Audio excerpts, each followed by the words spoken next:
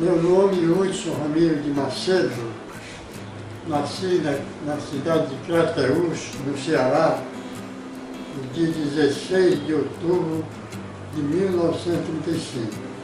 Tendo em vista o aniversário do meu neto Leonan, dia 9 de outubro, eu escrevi algumas coisas parabenizando pelos 30 anos de vida, de existência, completando naquele dia 9 de outubro. E eu vou contar algumas passagens da minha vida.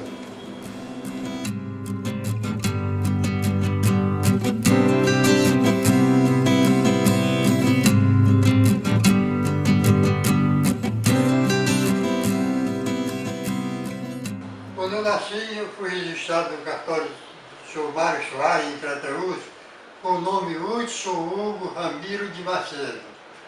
Eu detestava o sobrenome Hudson. Aí quando eu fui servir o Exército, em 1954, eu fui tratar de documentos do cartório e, por coincidência, fui atendido pelo próprio Mário Soares, que havia feito minha certidão de nascimento.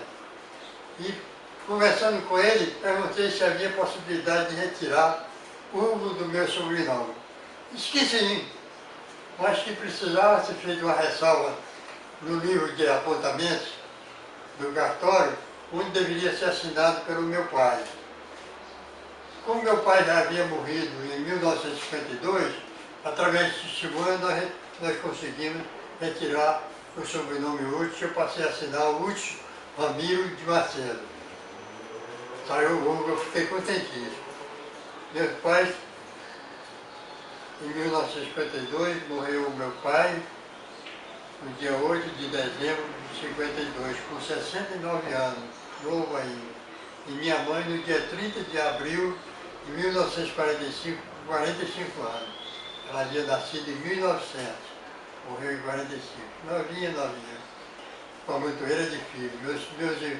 Meus irmãos eram Francisco José de Macedo, conhecido como Maninho, Ayrton Santarém de Macedo, Cláudio Ramiro Macedo, Moacir Ramiro de Macedo, Maria Dalva de Macedo, Maria Moema Macedo Menezes, Altair Clotilde de Macedo, eu acho que só.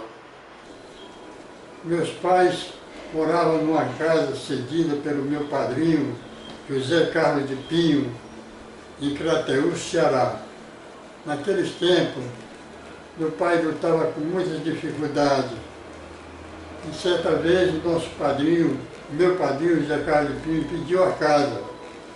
Foi para nós uma tristeza muito grande. Tivemos que ir para um bairro distante do centro, que a casa do meu padrinho era no centro da cidade, foi uma casa distante do centro, chamada Rua Frei Vidal, Rua da Cruz, porque existia naquele lugar um pedestal com a cruz imensa, onde informava ali ter sido enterrado o próprio Frei Vidal.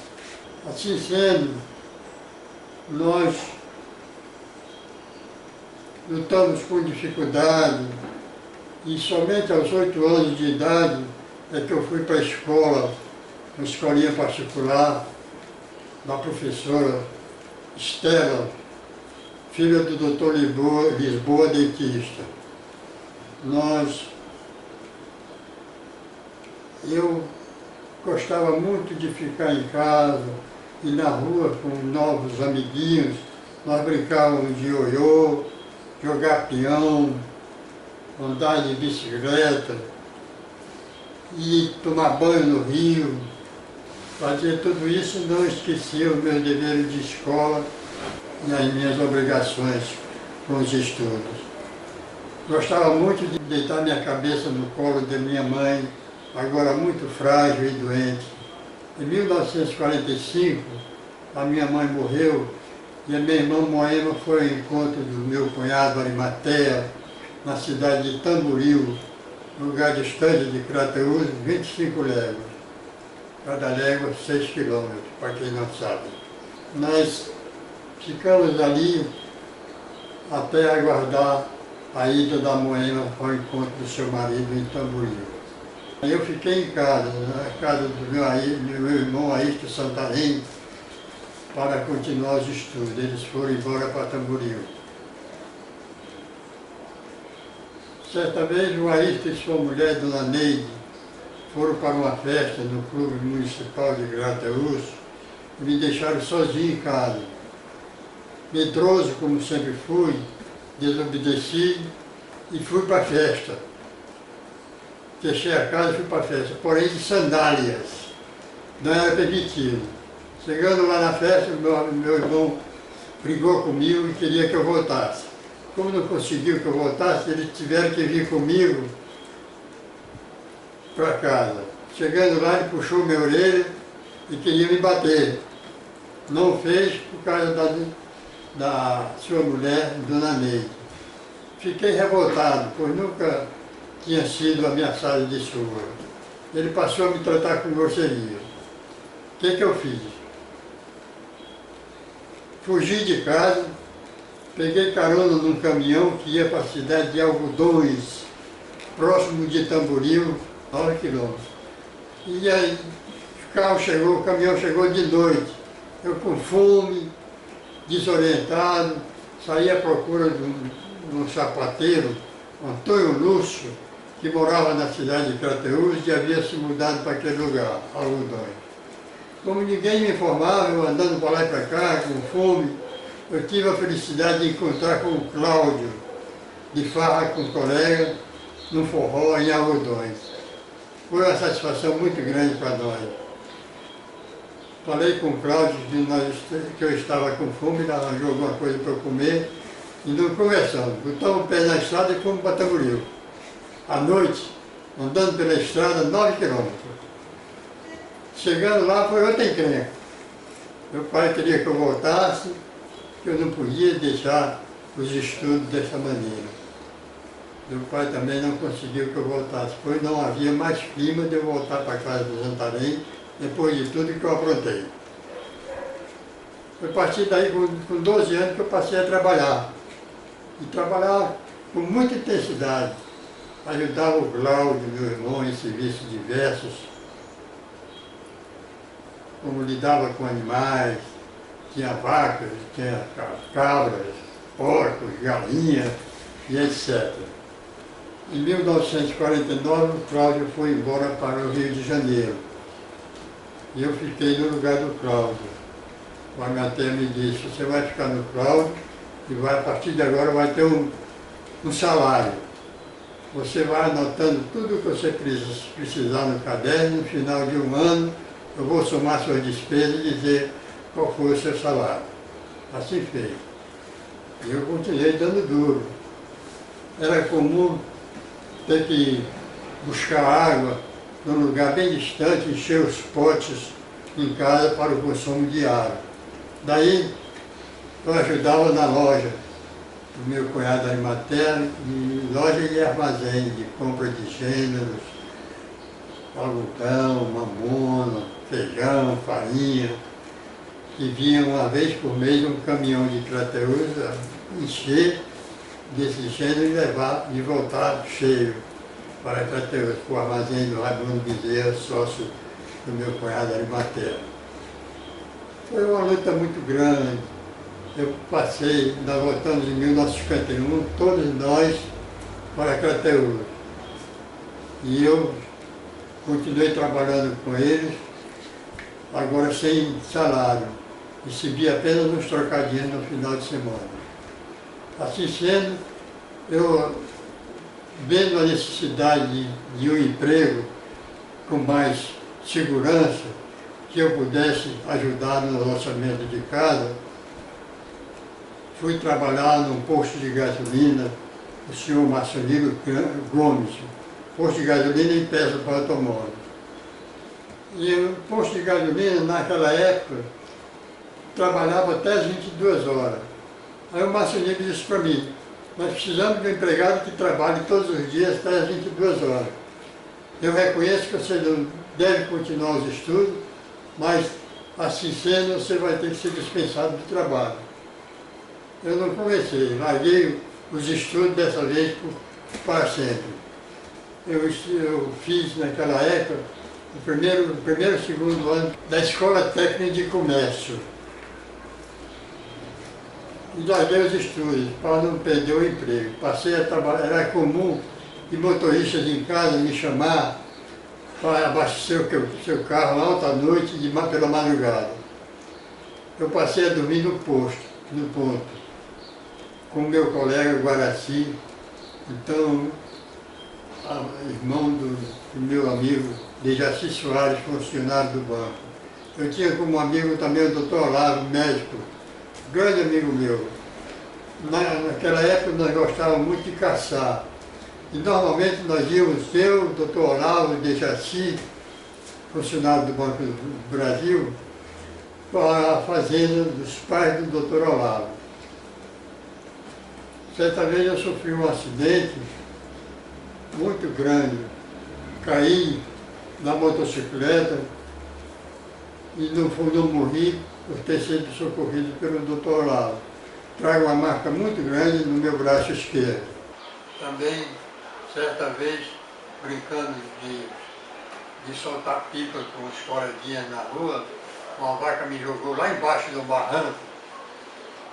E por coincidência, naquele dia, no jogo do bicho, deu vaca na cabeça. Muita gente havia jogado, quase quebraram o banquista, o cambista. Ganhou todo mundo na vaca. Foi uma festança. Nós continuamos trabalhando no posto de gasolina de Péssimo. Quando o marceneiro, vendo a minha inteligência e demonstração de trabalho, ele havia sido nomeado naquela época pelo Departamento de Estradas de Rodagem para construir estradas na cidade de Independência, uma cidade próxima de Crateús. E me convidou para ir para lá, tomar conta do galpão, onde fornecia esses gêneros alimentícios para uma quantidade muito grande de operários. Eu fui para lá. Naquela época, o professor Luiz Mano, então contador da firma do maçonismo, achava um desperdício eu estar lá naquele mato, podendo estar estudando. Estimulado pelo professor Luiz Mano, eu saí, vim para Crateús para continuar os estudos. Foi quando eu fiz, repito, um estágio de 3 meses na escola particular da professora Rosa de Moraes, para poder ingressar, prestar exame de admissão e ingressar na Escola Técnica de Comércio. Aí sim, é que eu estudei ali somente o primeiro ano de Escola Técnica.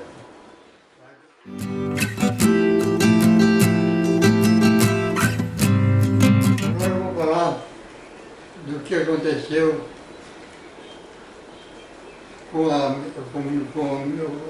quando eu conheci minha mulher, Maria Livramento de Souza, em 1955, no seu aniversário, em 1954, no seu aniversário, no dia 8 de fevereiro de 1954. Namoramos, ficamos noivos e anunciamos nosso casamento para dezembro de 55.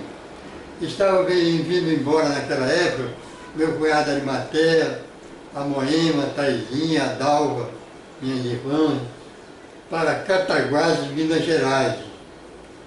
E eu tinha que ficar sozinho em casa. Daí eu combinei com a minha namorada naquele tempo, Maria do Livramento de Souza, antecipar o nosso casamento para outubro. Ele estava vindo embora em outubro para Cataguases. Aí nós fomos com ele até Fortaleza, onde ali nós casamos no civil. E casamos na igreja quando regressávamos para Crateús, na cidade de Sobral. Eu tinha alguns objetivos naquela época. Era completar 50 anos de existência, ver a passagem do ano 2000 e ter a satisfação de completar 50 anos, meio século de existência. Eu sentia muita falta dos meus irmãos naquela época e resolvi vir embora em 1958. Nós casamos em 55. Em 58 eu já tinha, a minha filha já tinha nascido A Jane já tinha nascido em 57, e em 58 eu vim embora para o Rio de Janeiro. Quando foi abril de 1955 e 58, eu mandei passagem para a minha mulher, a Bebê, que era o apelido dela, Bebê, Maria Livramento de Souza.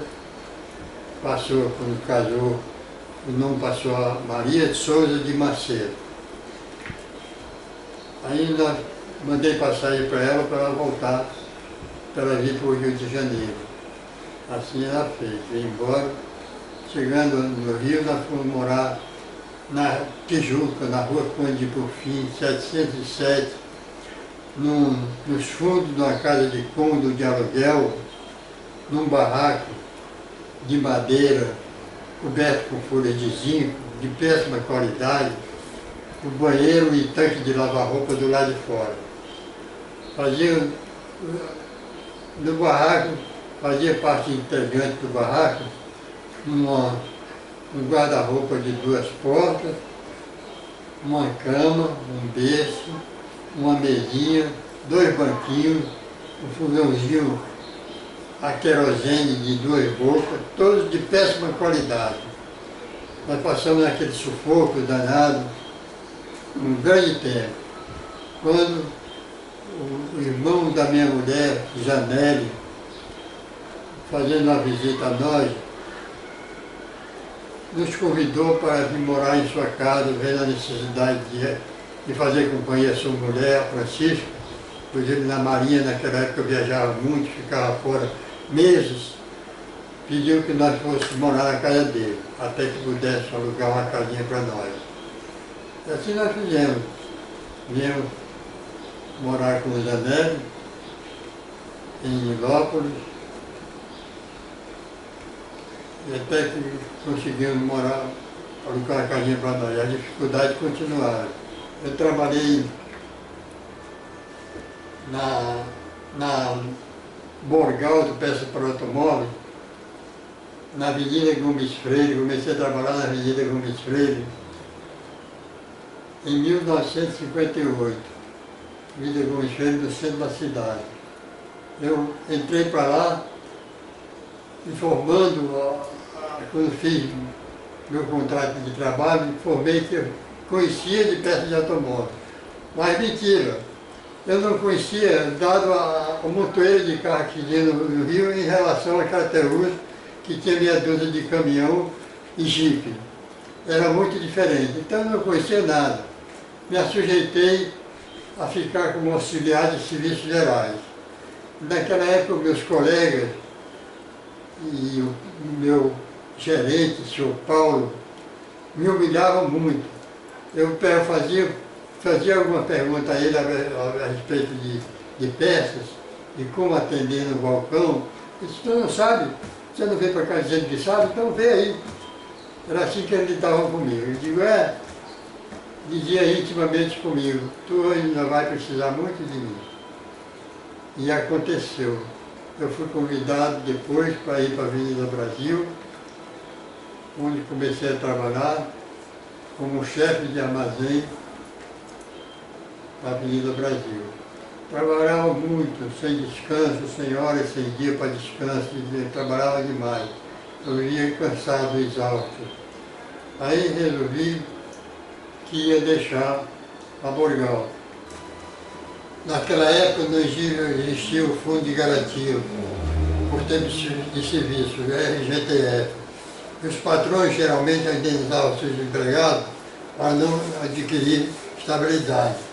Eu fui indenizado e formei uma sociedade com o meu compadre Edalmo Berriel. Ele era funcionário do banco, a União de Bancos,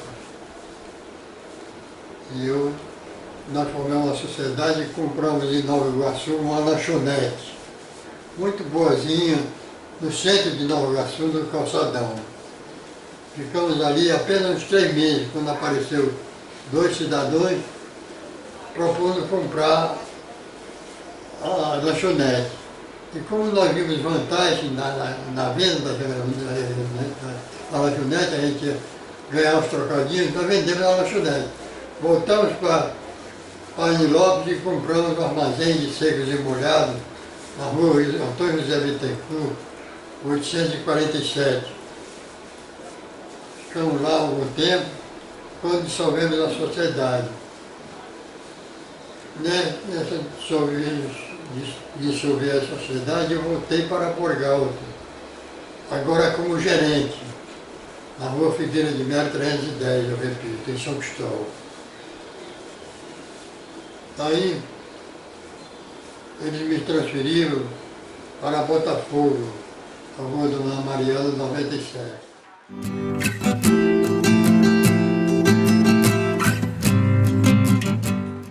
Eu aposentei e, por lei, com a aposentadoria, eu fui indenizado. Recebi o fundo de garantia. Foi quando eu dei entrada na minha casa, a nossa casinha com esquerdo, em Nilópolis, Nova Cidade. Passado algum tempo, nós voltamos para o centro, troquei a casa por uma no centro, na rua, na estrada Marechal Costelo Branco, 61. Eu fui trabalhar com o Cléber, meu filho, na loja de atacado de peças, no Engenho Novo. Trabalhei com ele algum tempo, com o objetivo único de ajudar, que eu ter conseguido naquela época. Quando eu fui, em 1994, eu fui morar em Mar de Espanha, Minas Gerais. Eu antes fiz uma viagem com o meu colega, Jorge, ex-motorista da Borgal. Nós andamos por várias cidades de Minas Gerais e me engracei muito por Mar de Espanha. Cheguei todo contente, contei para todos e eles vieram comigo conhecer Mar de Espanha e aprovaram que eu deveria sair para lá. Eu protelava muito com isso, em sair de casa e morar, embora fosse meu objetivo, morar na cidade interior, mais tranquila, mas eu sentia muita falta de desprezar, de abandonar meus filhos aqui, porque eles não podiam ir comigo. Mesmo assim eu me arrisquei e fui para Mar de Espanha. Aí comecei a procurar a casa. Foi quando Deus nos mostrou uma casinha muito boa, fora do centro. Aí, cadê o dinheiro para comprar casa? Não tinha. Começamos a mexer daqui e dali, formamos 14 mil reais. R$1.000 que era o dinheiro, o valor da casa. E naquela época eu tinha aprendido a lidar com máquinas de lavar roupa, Brastemp e ar-condicionado. E lá em Mar de Espanha eu fazia biscates. Anunciei na rádio que eu fazia conserto de máquina de lavar e ar-condicionado. Começou a aparecer chamadas. Eu ia atender. E fiz muita amizade por isso. E as pessoas gostavam de minha prontidão quando me chamavam. Dava meia hora eu estava na casa da pessoa para fazer o serviço. Eu ganhei uns trocadinhos e fiz uma poupança, porque nós vivíamos, eu e a minha mulher, e voltamos para Nilópolis em 2002. E viemos morar na casa, no apartamento do Manuel, meu genro, e minha filha Jane. E onde estamos lá até hoje. Foi tudo muito bom. Tenho uma vida saudável, muito estimado por todos os meus filhos, meus netos, me amam muito e eu gosto de muito privilégio aqui com eles. E quando eu fiz aniversário agora, no dia 16 de outubro desse ano, a minha filha, o Manuel, que fazia dança, escola de dança, e com os amigos dele, um dos amigos da escola de dança, era um que tinha a fábrica de mármore, convidou ela para vir almoçar com ele naquele dia. E aí informou que era dia do meu aniversário, ele disse, vem com ele, traz ele também. E eu fui. Vieram o meu filho, o Heron, filho do Clero, o Hudson,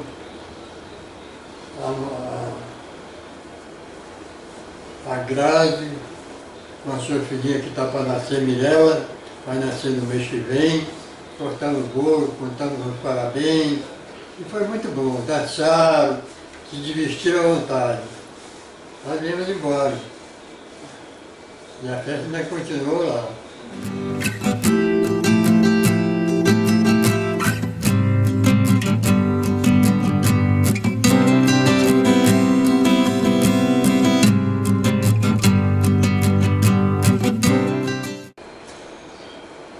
Eu acho que eu falei tudo a respeito da minha vida. Vou terminar deixando um abraço e um beijo para todos, desejando a todos mil felicidades. Assim seja. Agora, eu vou ler uma mensagem. A partir desse instante, você vai participar de breve momento de oração e enlevo espiritual, para que possa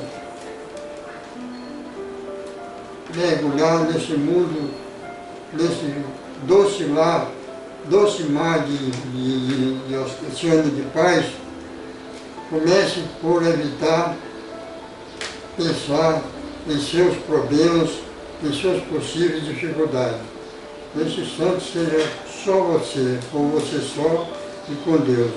Relaxe o seu corpo, procure livrar-se de qualquer tensão muscular, respire fundo. Agora retenha um pouco o ar e solte vagarosamente. Torne a respirar